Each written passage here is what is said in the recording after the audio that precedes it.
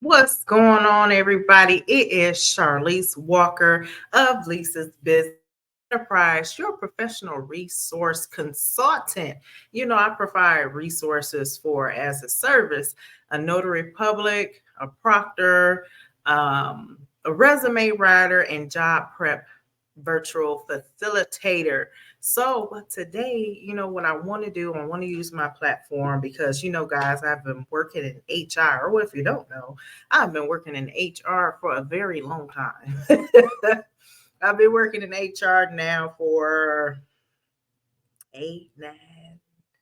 9 years, but I've have done some HR tasks as being a supervisor, a manager back when I was in Michigan. But I do want to stay abreast on some employment laws, as it is required of my employer. But I thought this would be a great way to do that and just tell you about some things that have changed, some things that probably have already changed, but how can I help you as a job seeker or someone that needs more information in that field? So let's get into it. As you can see, the little ticker down there, we're talking about the salary range on job descriptions. So it was a law. Well, I would say this certain states had started passing a salary range transparency law in their states, right?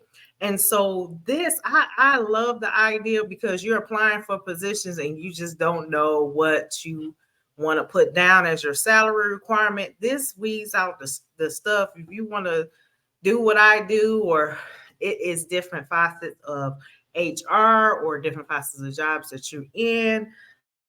If you get into different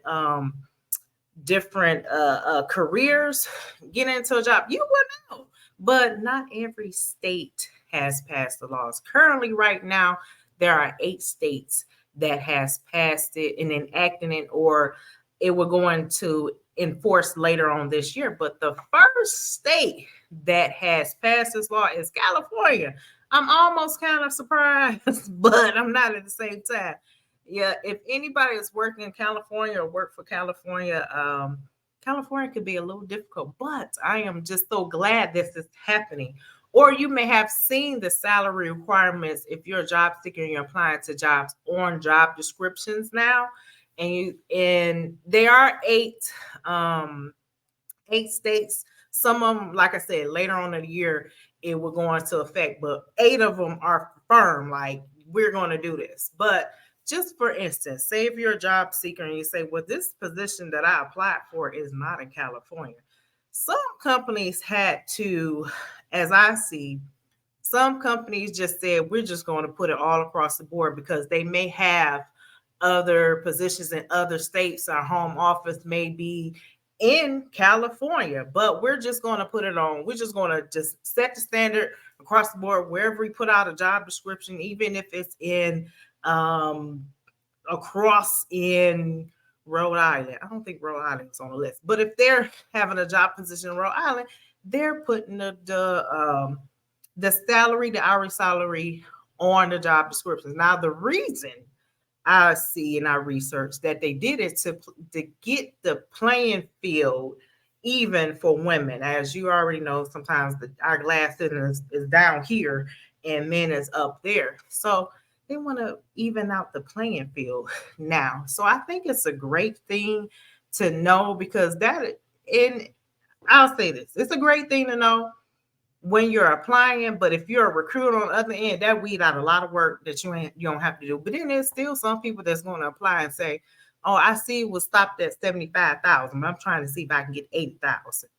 It's going to happen, but that would weed out a lot of work, especially in the Dallas Fort Worth area where there's a lot of candidates. I used to be a recruiter and shoot, we had to close jobs because it was too many applicants and everything. So, some of the 8 states that has went into effect, and some of them I see that the effective that wasn't this year, but it has been a long time. Like I see Maryland on the list. They did this in 2020. Where where we've been.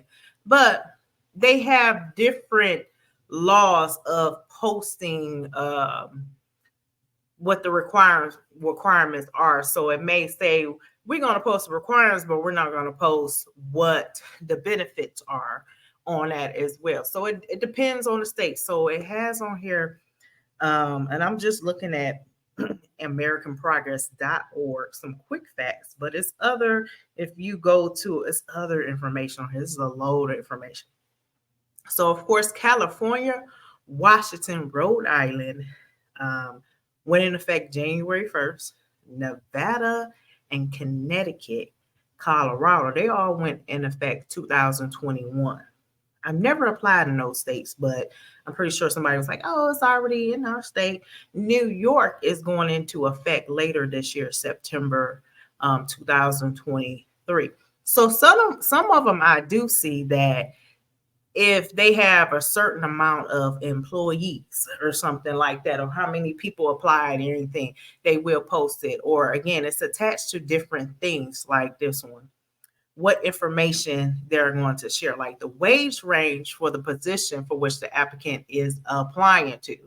Like, that's or the wage or salary range for the rate for a position, promotion, or transfer. So that is like internal and external, which they should have been doing anyway.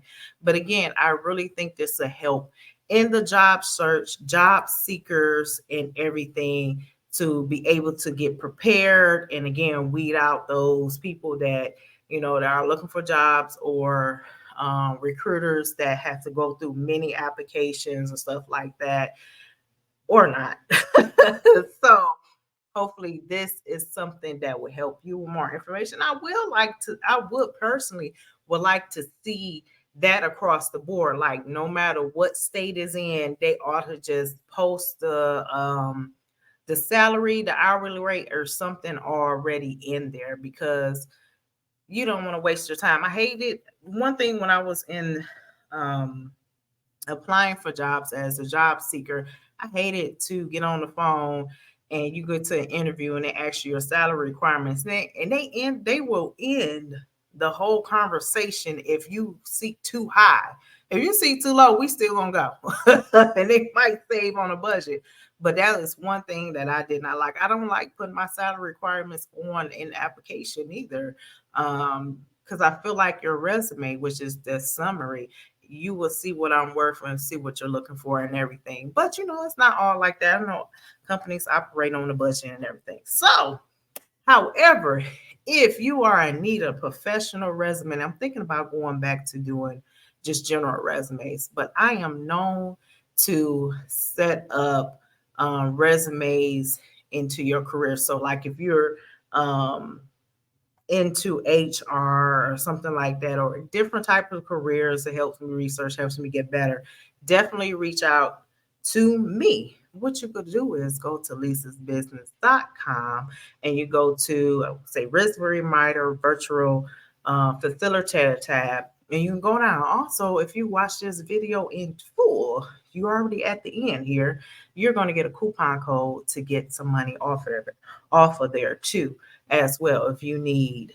whatever package, I can do the resume, or I can do a resume and a cover letter as well. So you will get a coupon code. I will list that in the description somewhere.